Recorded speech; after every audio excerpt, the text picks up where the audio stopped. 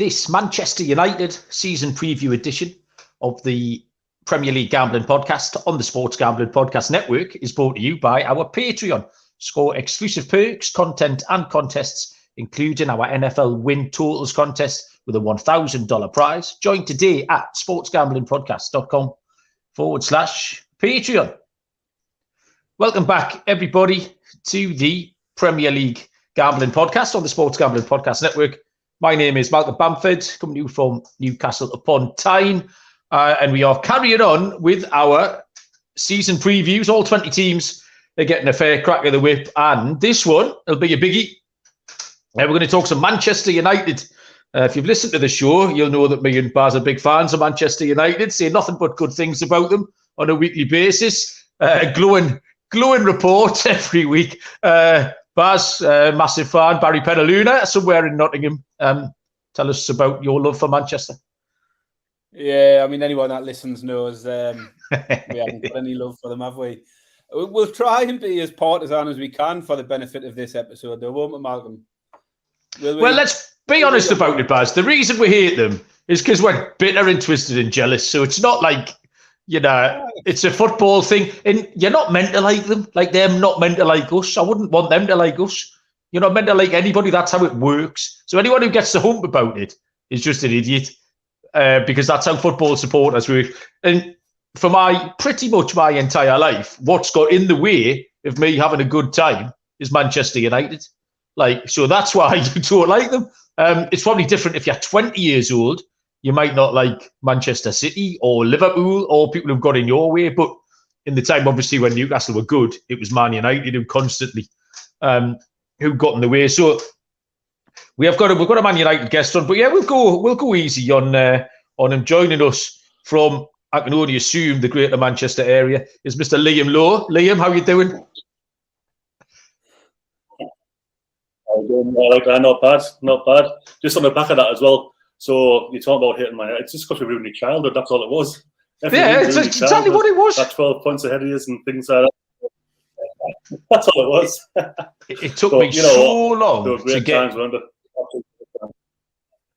I mean, yeah, that's the thing. We've talked about why people, what relationship we have with certain teams. It took me forever to watch that back. And even a couple of years ago, Sky had that Entertainers documentary about Newcastle. And everyone was saying watching it was really good, and I just couldn't.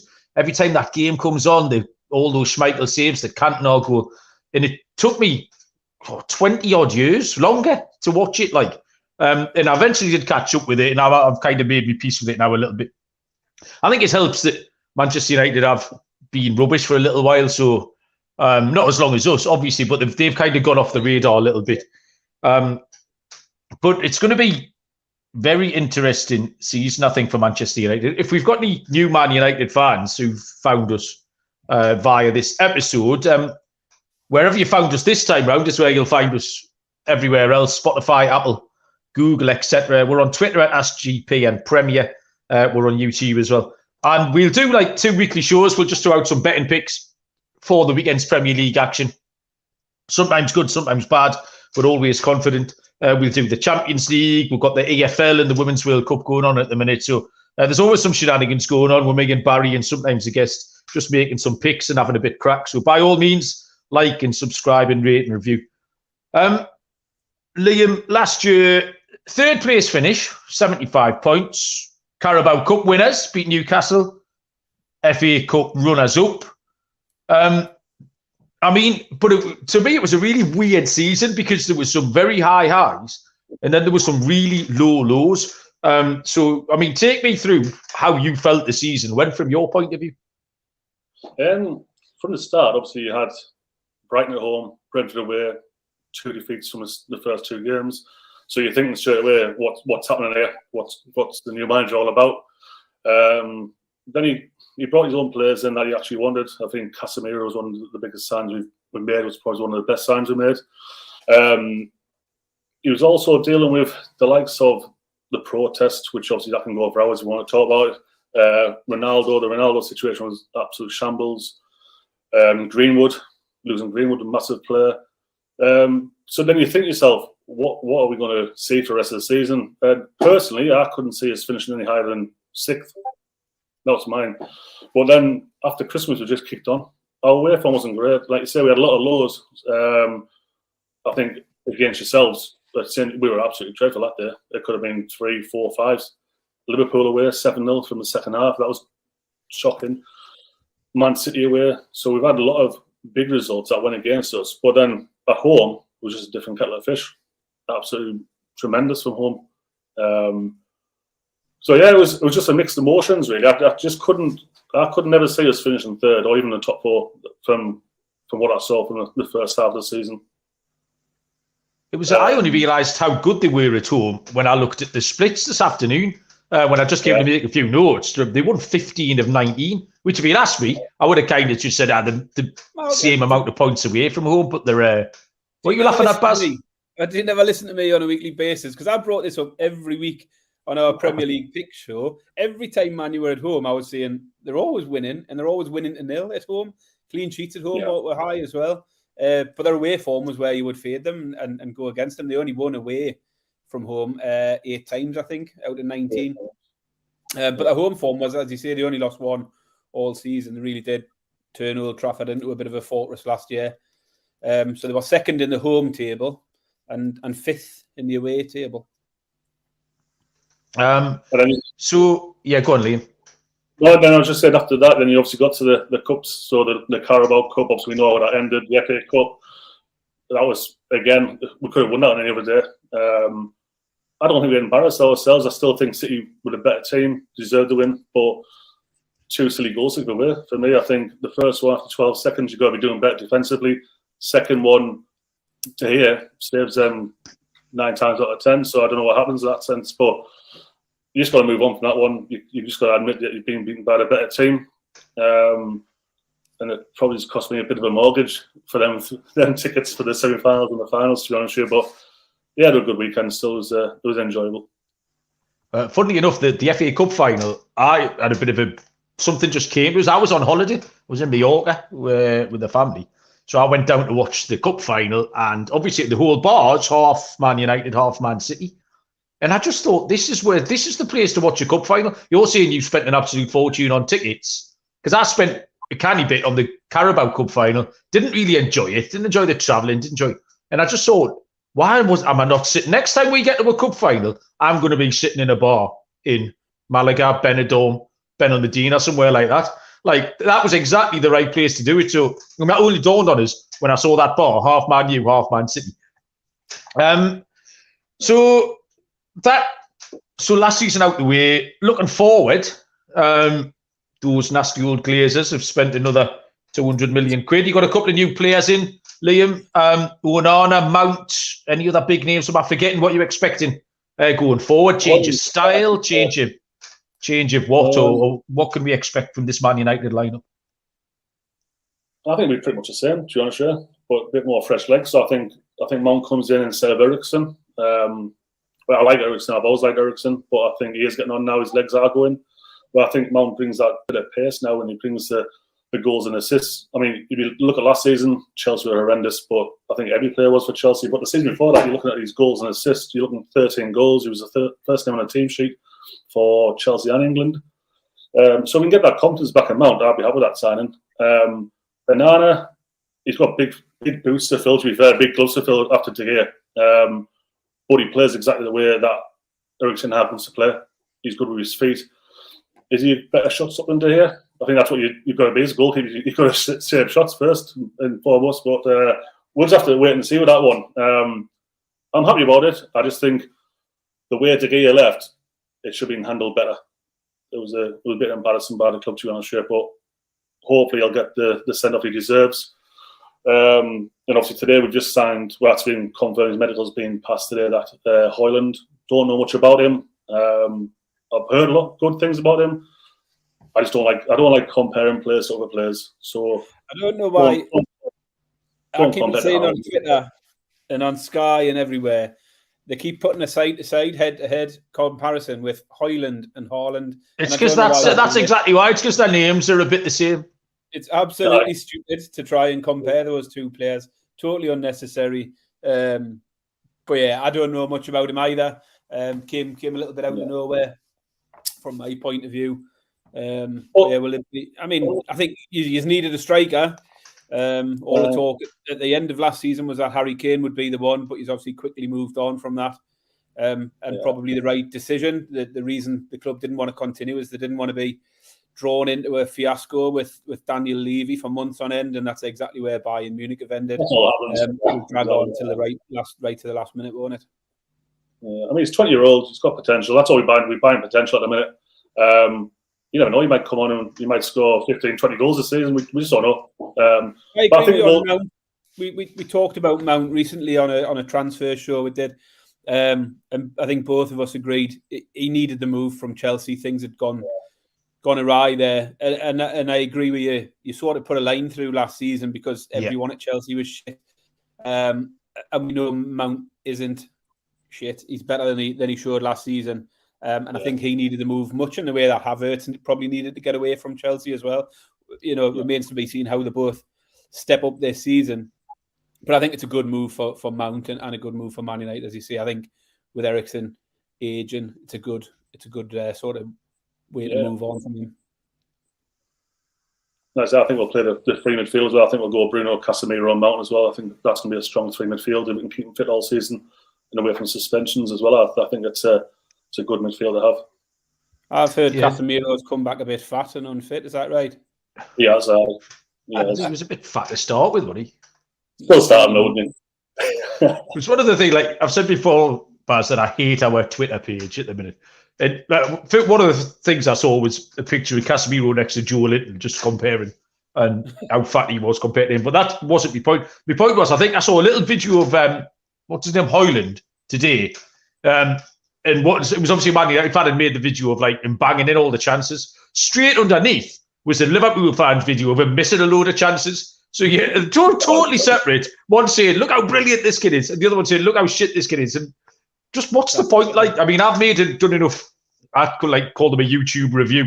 Like when we signed Emmanuel Riviere, they go, "I'll have a look at this," and you can put together a 4.5 minute video. He looks mint, but that's the only 4.5 minutes of him doing anything good in his entire career.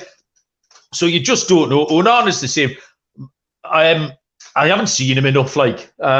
Obviously, they want him to play the ball out a little bit. They're going to change. I don't think they'll change to the extent of.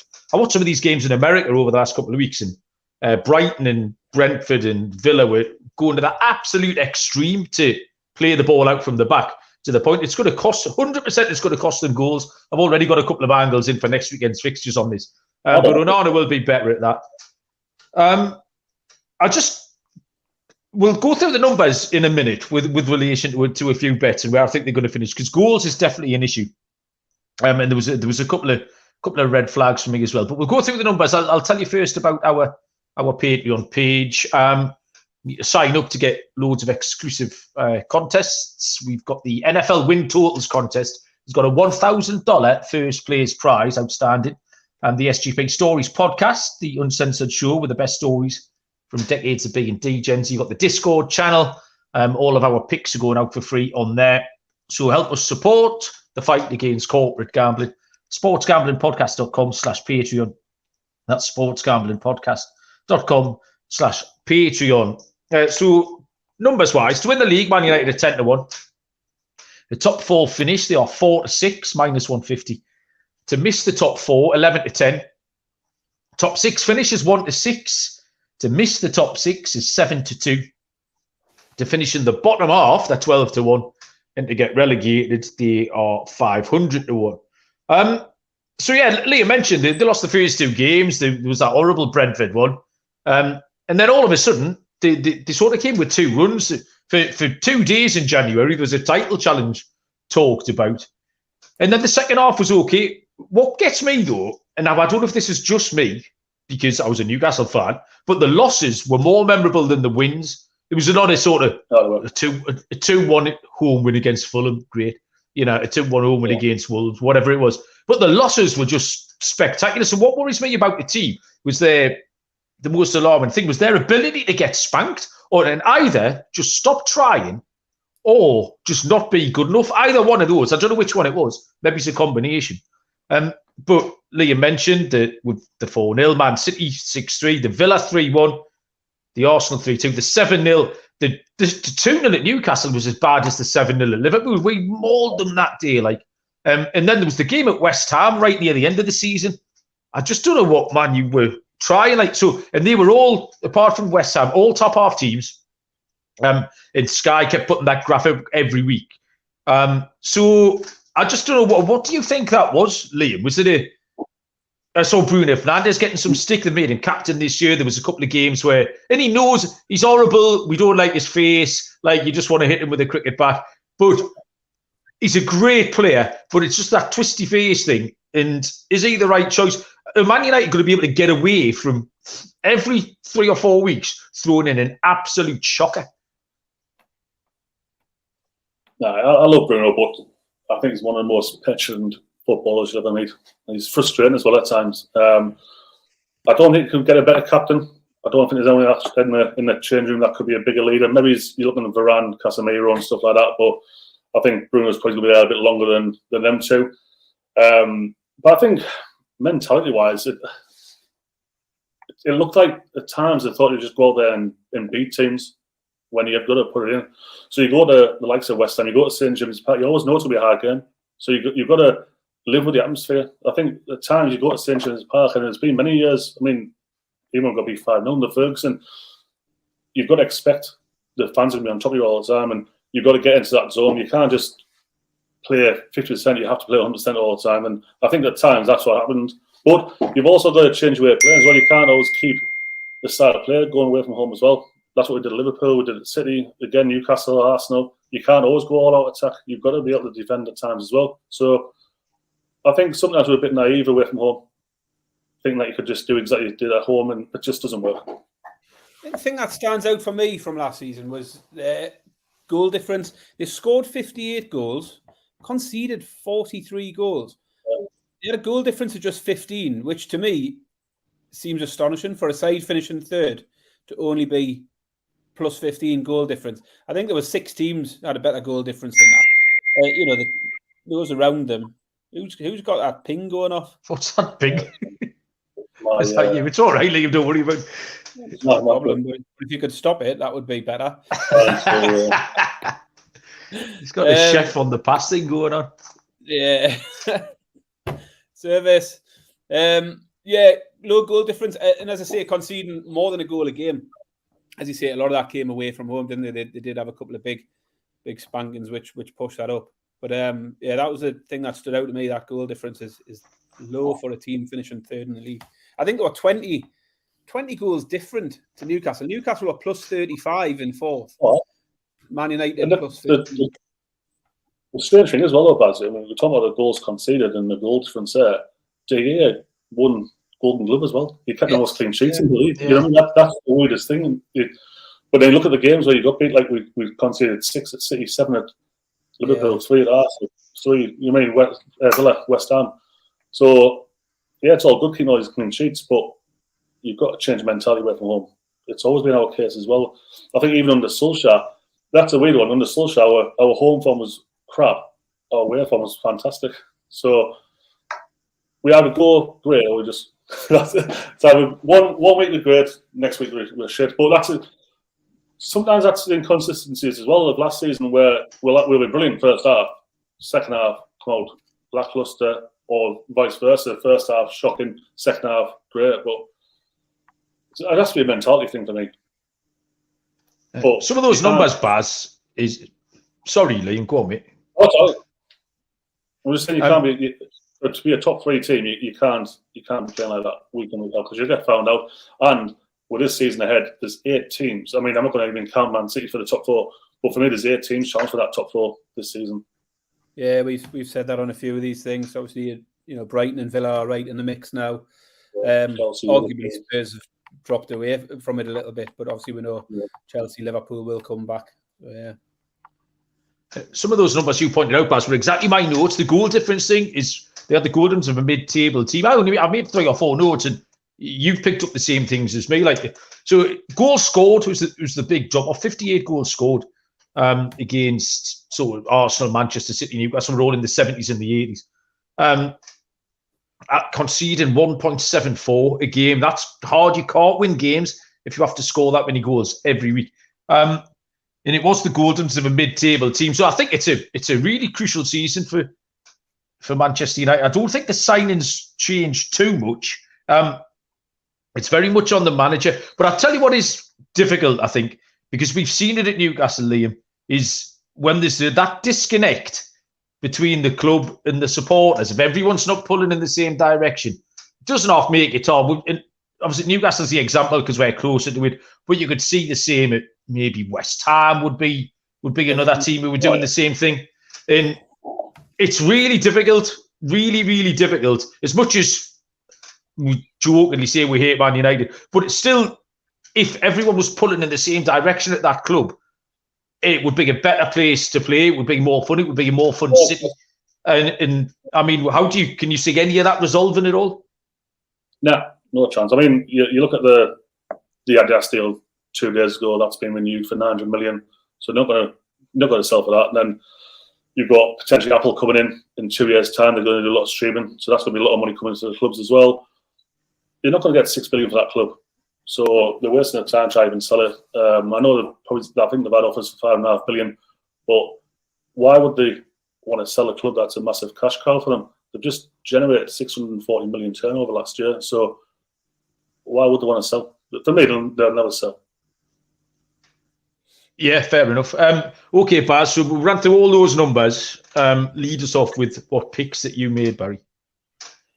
Well, I think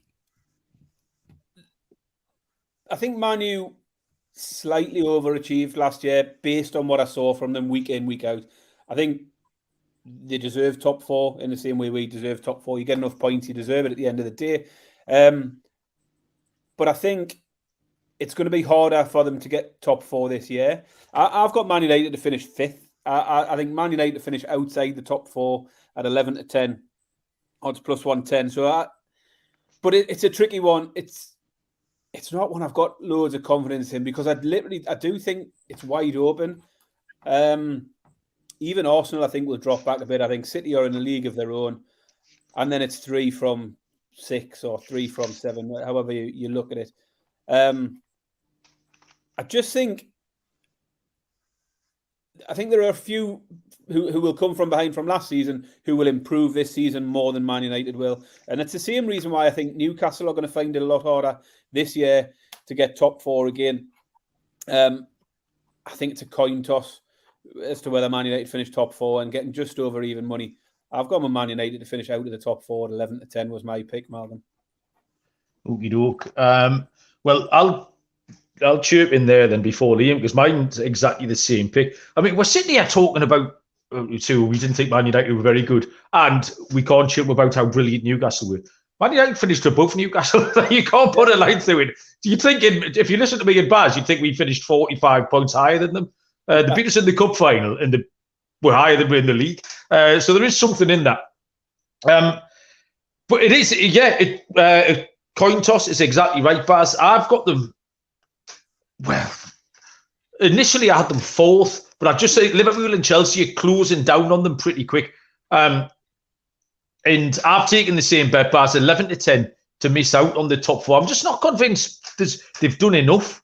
Like I say, the defence, Harry Maguire's still kicking around, but there's not an awful lot of depth there. I think Mount will go okay. The midfield 3 that Liam already pointed out, I think is okay, but I wouldn't put it up against any of those midfield 3s from the top 6 or 7 teams.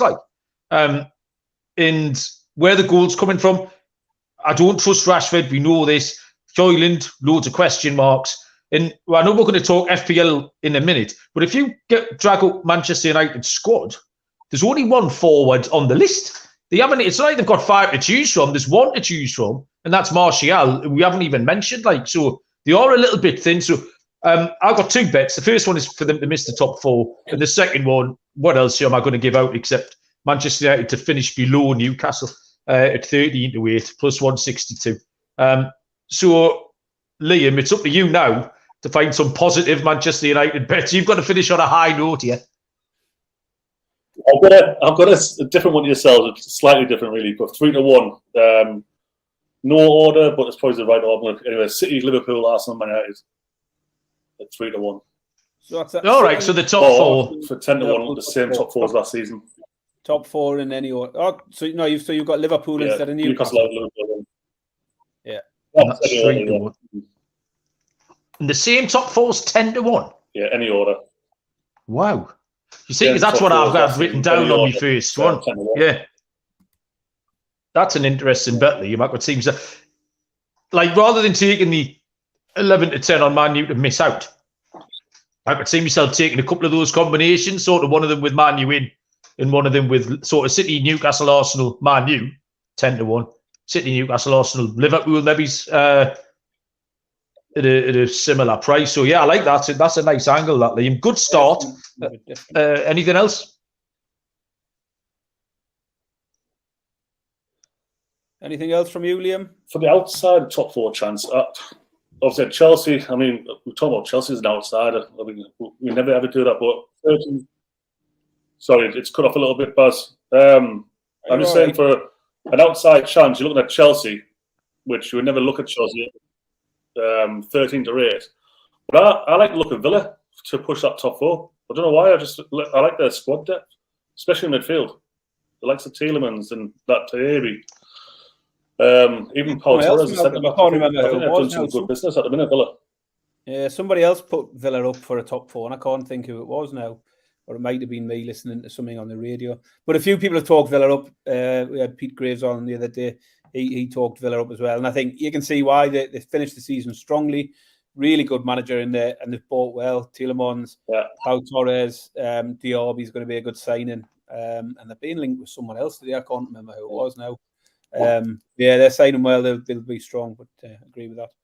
7-1's a great price. They kind of followed quite a similar template to Newcastle. And like you said, good manager, tick. They bought really well, tick. They've got depth. And I thought I watched a couple of the games in America, and yes, they're friendlies and you can't take anything from them. But they play well. You can see when a side's got an identity and they know what they're doing. And it's not going to take them 6 weeks to find their feet. It might take Chelsea a little while till Pochettino, some of the new players, really hit the ground. It might take Tottenham a little while if Tottenham gets sorted at all. I don't think it will take Villa. Villa going to be ready because they finished the season strong, added some good players. So yeah, that's a great pick, that, Liam. You got any others or? Well, one of my silly bets just to go. Oh yeah, we love that. Love it. Yes, Liam. FA Cup and League Cup double, 66-1. There we go. Who's that? Newcastle, yeah. Man United FA Cup. Sorry, Man United. I'm writing this down. That's not a bad bet either. Well, they were sort of one kick of the ball away from doing it last year, weren't they? So, yeah. I like that. Okie doke. Right, we're going to do some fantasy league stuff in a minute. I'll tell you about our favourite sponsor here, Underdog Fantasy, with the NFL season right around the corner. Underdog Pick'em is a great way to get down on a ton of NFL player props. Plenty of opportunities to win in their daily MLB contests, and make sure to enter Best Ball Mania 4. First place gets $3 million. Head over to underdogfantasy.com. Use the promo code SGPN for a 100% deposit bonus up to $100. That's underdogfantasy.com. Promo code SGPN. So we are going to have a listener league, a fantasy listener league. Like I say, anyone joining us for the first time, get across and enter the league. We've got some cash up for grabs, 150 quid in cash for the winner. We've got some merch. We've got the Egg in a Cup and the Glory. The code you need to play is CVVQAB. That is Casemiro, Varane, Queiroz, Anderson, Best. Carlos Queiroz was the dodgy one in there. I couldn't think of any Man United players starting with the Q. I've just thought of Quinton Fortune. I could have maybe counted him. Anderson, was that Viv Anderson or was that Anderson, the shit midfielder? You can take your pick on that one. And obviously George Best. So yeah, CVV, QAB. Liam, are you much of a fantasy player? Do you have a team?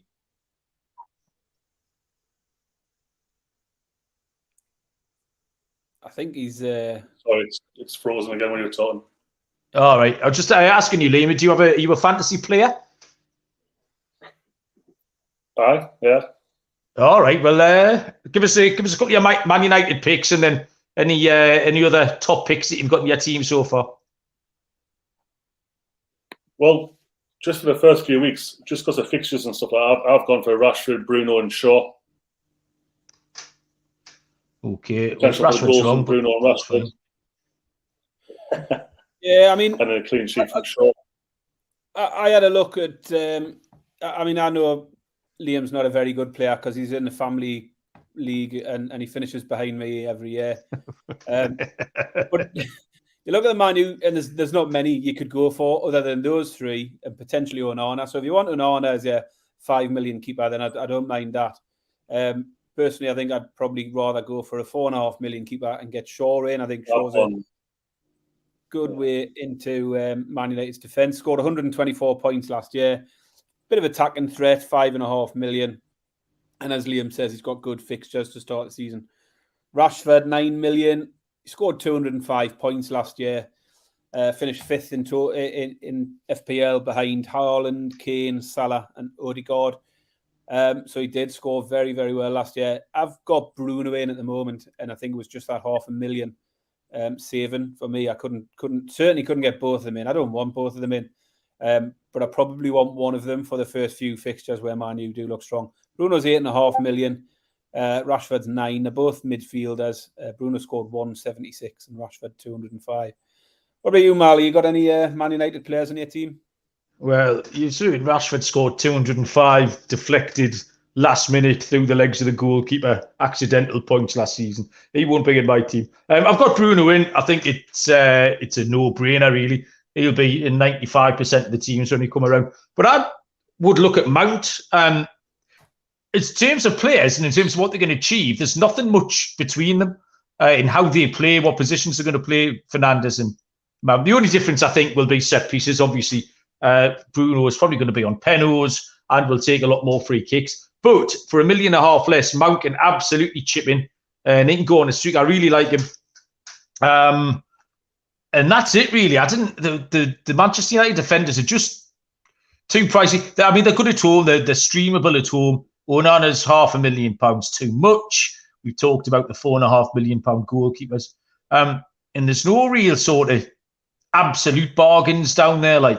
Yeah, I don't mind the Mount shout. I mean, obviously we know he didn't do much last year, but if you look at 21-22, he scored 169 points in fantasy football, scored 11 and assisted 11.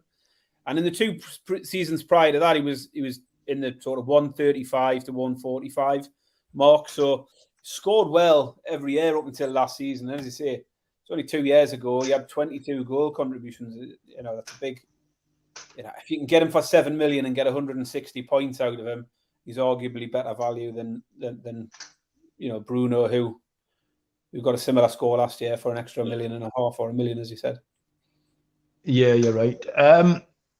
Liam, are you getting Man United home to Wolves a week on Monday? We're recording this on the 3rd of August. Yeah, I'll be there. You're going down there. What are you expecting? I'll be down there.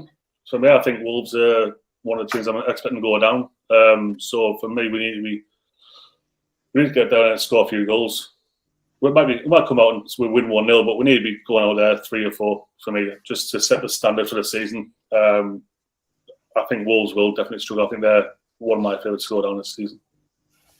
I already started thinking, Baz, about the pick show next Thursday, these Man United Wolves games. And this was the absolute just template for the Manchester United to win 0, wasn't it? Wolves will make a couple of half chances. The first half will be 0-0, and then Man United will score 62, 81st minute penalty, win 2-0. You don't even have to go now, Liam. You can stay at home because I've told you what's going to happen. I'm watching now. Yeah, sorry, mate. I've just spoiled it for you. And I think that's. I can't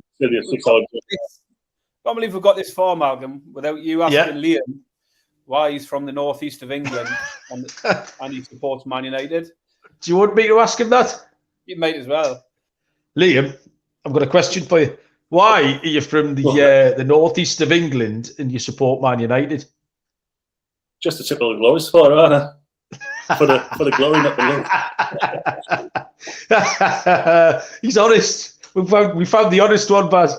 He's the exception. I'm not going to go the whole like cliche family stuff because there's nothing to do with family really. My first ever professional football game was Man United versus Norwich with one of my mates and his dad. I then since that day I just followed them. Then still got my season ticket going strong and stuff like that. So yeah. Yeah, what we do will be nice to get out when we do a show next week without you. We'll take the piss then. We'll do it behind your back. That's how Meg and Baz roll. What you want to do, get yourself in the fantasy league and wipe the floor with Barry, Liam. That can be your revenge for the year. Is there anything else you want to tell us about Manchester United and this season before we let you go, Liam? No, it's going to be interesting. Like I say, I think it'll be more difficult than last season. I still think we've got enough to finish top 4. But we have to be on ball. We can't be conceding silly goals like last year. But yeah, it'll be interesting. I still think we're probably 2 signs away from being anything. I know there's been rumours today of that Sofian Amrabat, which I think would be a good signing. So we'll go for 30 million. I'll be happy with that. Yeah, he's a good player. He had a great World Cup. We watched him a lot. Baz, anything to add? Money down the back of the sofa, won't it, Malcolm? Yeah, I'll be somewhere, mate. Well, thank you, Liam. That was brilliant. Really enjoyed it. Thank you very much, Baz. Like I say, any Manchester United fans, give us a try next week. We'll have the pick show. We've got AFL show coming up later this week, but the pick show will be the first pick show coming out next Thursday night for the opening weekend of the Premier League season. And if you do enjoy the show, if you listened, 5-star, like, rate, review, thumbs up, all of that stuff, because it's very, very helpful. Liam, we might speak to you later in the season. We'll speak to you before the FA Cup final when you're sitting on that 66-1 ticket, and they've already got the League Cup in the cabinet. Thanks, Baz. I'll speak to you in about an hour's time. Good luck, everyone, with your bets. Have a good season, mate. I hope you really enjoy it. We'll see everyone down the road. Cheers.